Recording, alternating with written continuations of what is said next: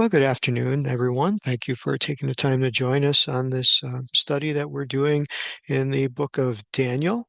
And again, just knowing that there's a lot to this, and I don't want to go through it too fast.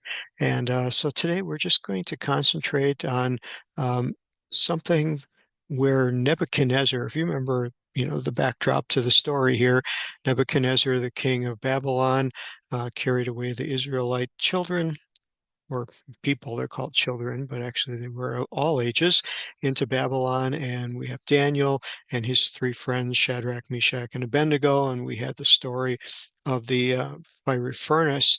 And we just ended that last week. And now, of course, Nebuchadnezzar seems to be of a personality to where he is just going back and forth. And what's so strange is what we come on to the last part of what is chapter 3 in the Hebrew Bible, and is actually the beginning of chapter 4 in the Christian Bible. So wanted to point that out, that you'll notice the difference of where chapters and verses are split. And again, it's a fascinating study how our Bible, as far as divisions into chapters and verses, came to be, and that there are differences between what the Jewish people read in their Hebrew Bibles versus what we as Christians read in our English commentary, English Bibles. So we're looking at the end of Daniel chapter um, 4 here in the Hebrew Bible, and Nebuchadnezzar the king said unto all the peoples and nations and languages that dwell upon the earth, peace be multiplied to you. It has seemed good to me to declare the signs and the wonders that God Most High hath wrought towards me. How great are his signs, and how mighty are his wonders. And then we finish up, his kingdom is an everlasting kingdom, and his dominion is from generation to generation. I don't know why, but this struck me as really strange, and I want to unpack just a little bit of my thoughts on just this few short verses that on the surface seem really wonderful. He's magnifying God, he's glorifying his signs and how mighty are his wonders, but yet we know a lot about King Nebuchadnezzar. Of course, we're reading ahead and we know what happens to him, that this is just really strange. And so, was this something that was really um, monumental in Nebuchadnezzar's heart, or was this maybe a political ploy? Was this maybe just propaganda on his part? How much was he really affected? Was his life really changed? So let's go through that a little bit, verse by verse. Um, he says something. Um, Peace be multiplied unto you. Now, this seems really strange coming from a pagan king who had just conquered all these people. He obviously did not bring peace. He brought war and was conquering them. So he conquered them, took them into captivity, and then wanted them to have peace. But yet, all the while, these are subjugated people living in a pagan culture under their rules, losing their identity. You notice how many types of uh, people he's thinking of. He calls them people and nations and languages and who dwell in all the earth. Well, his world to him only encompassed those things that he had conquered. And so here he's talking about dwell in all the earth.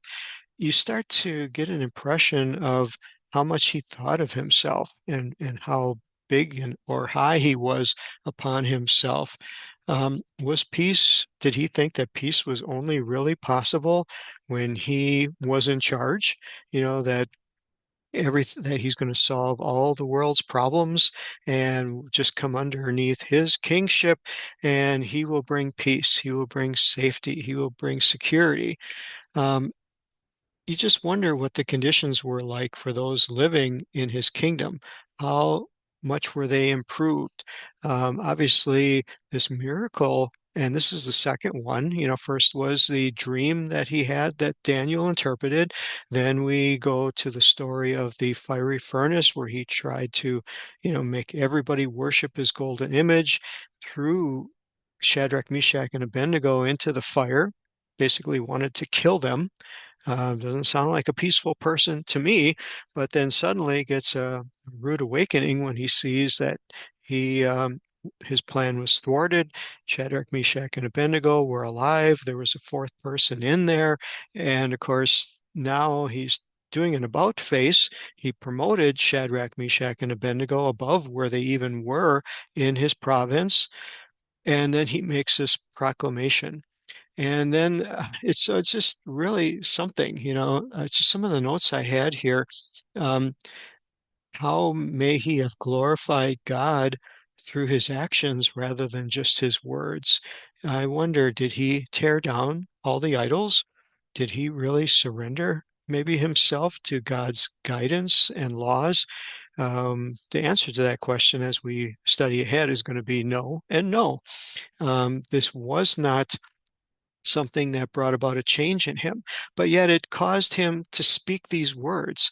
And this is where this, confusion goes in my mind, thinking, okay, he's saying what are really, really good words, but yet we see later on that there is no real change in him, that there's no change of heart. His methods have not changed, and he, will continue to do things that God will interfere in his life later on. Another note that I have here is verse 32, where he says, "It seems good to me to declare the signs and the wonders that God hath wrought towards me." Well, this is kind of a light bulb or a dull moment here.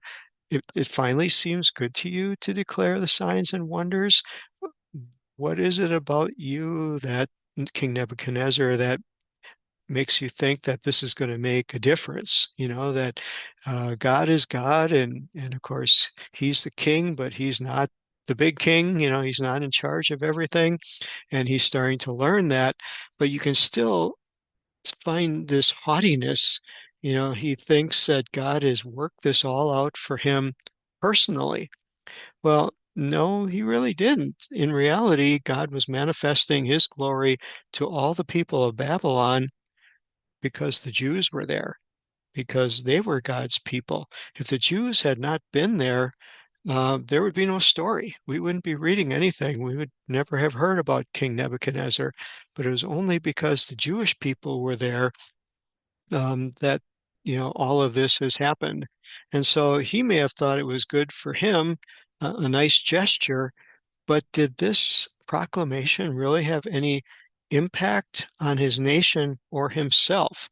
Um, what I find too is this sentence structure of, of praising God and declaring um, notice of his signs and wonders show up throughout the Bible, but with people who are quite different than King Nebuchadnezzar.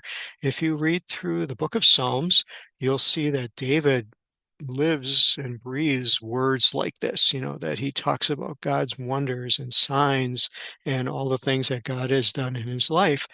But David was not a Nebuchadnezzar. David, it said, had a heart like God's heart, and he was a man after God's own heart.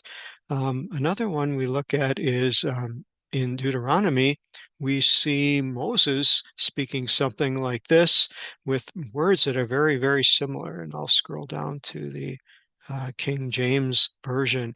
Hath God ever essayed to go and take a nation, and by an outstretched arm, by great terrors, which are signs, to claiming, so this is Moses talking about what God did, taking them out of Egypt and setting them up. So very similar verbiage.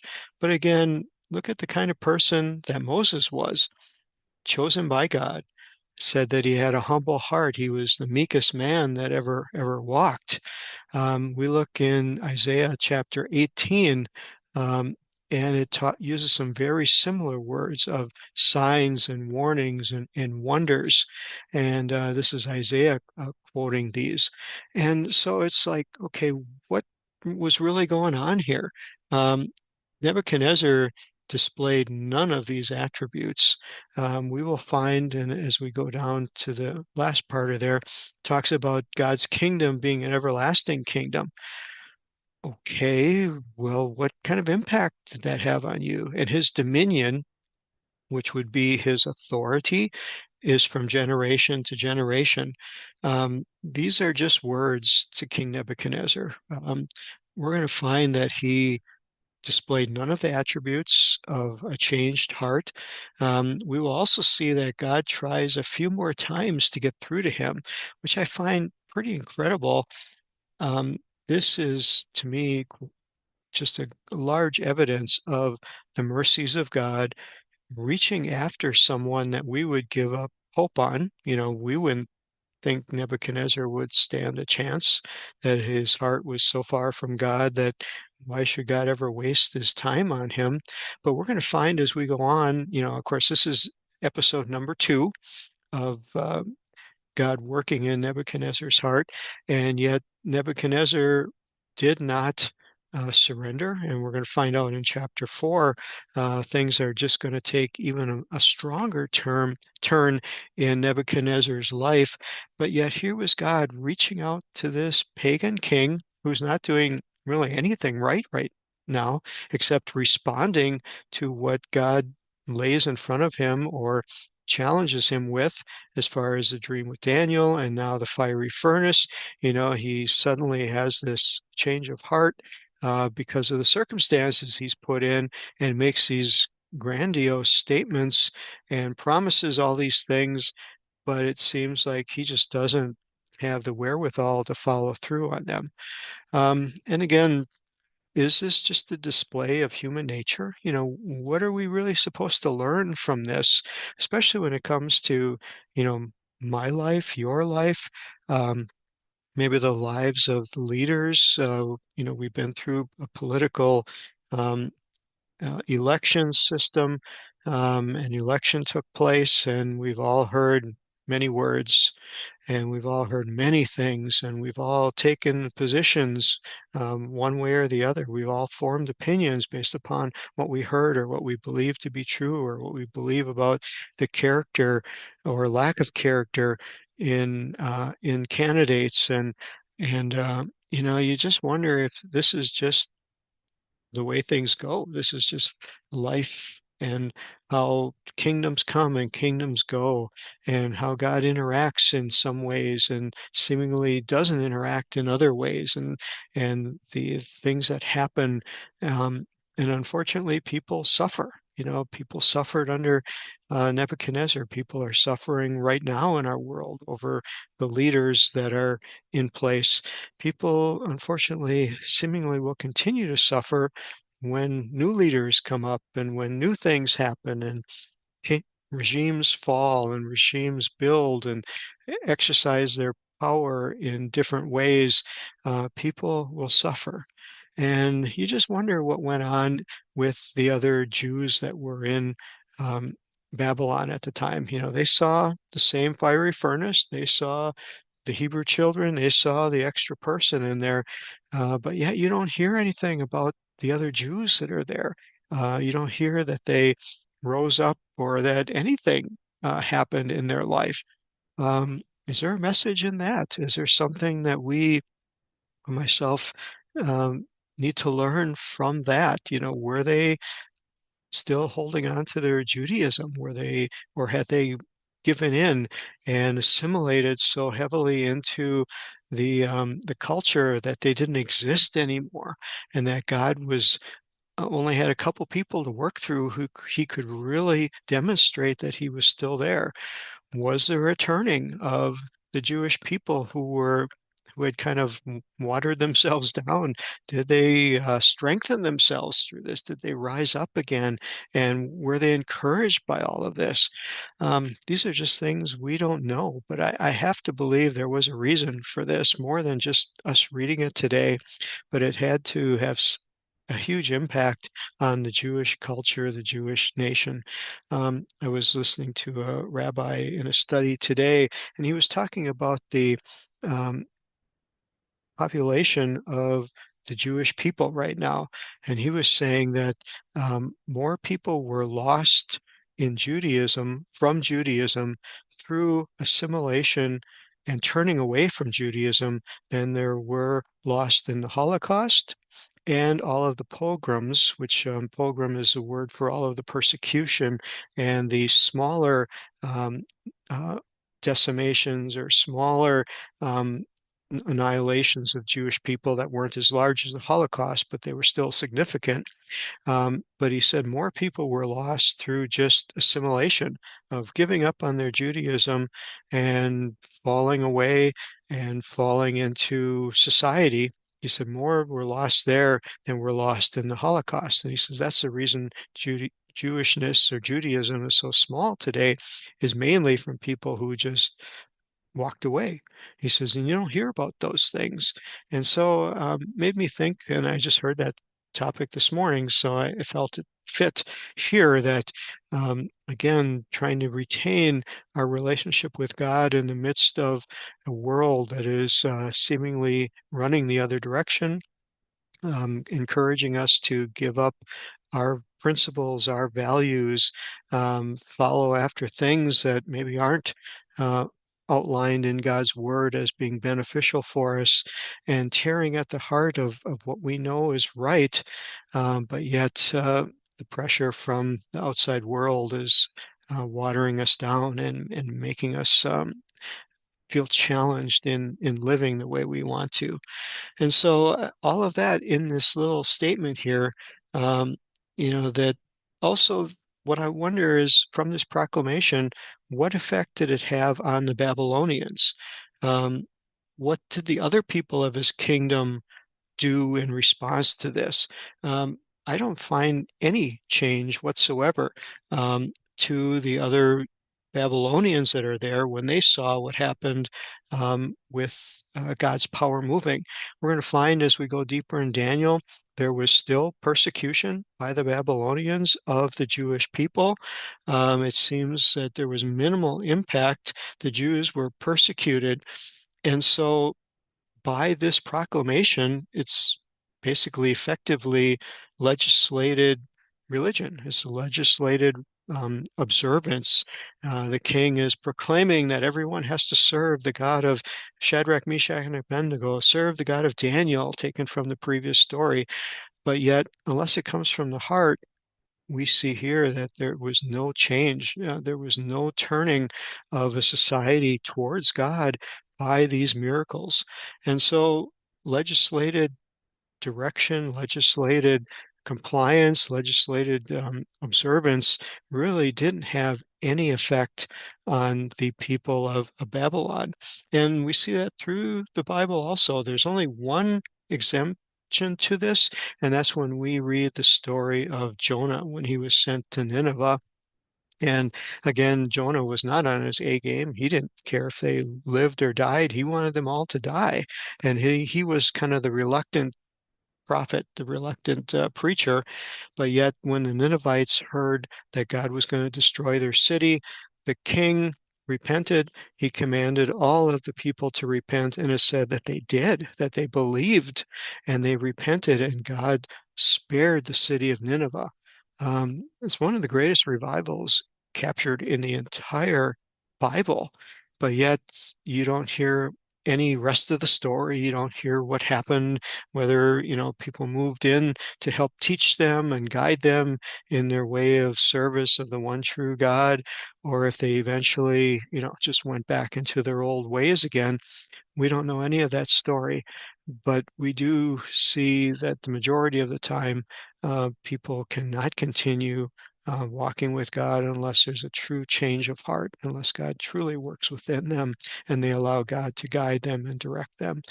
And so I never thought I'd get so much out of just this little couple of verses, but I'm not sure if you agree with it or if you see that also, but those are kind of my musings, my sharings, and I just want to leave that with you. And as we finish this chapter, next week we will start with a fresh one with Nebuchadnezzar having another dream. So God bless all of you. Thanks so much for being a part of this study. May you be strengthened, encouraged, and we'll talk to you next week. Bye-bye.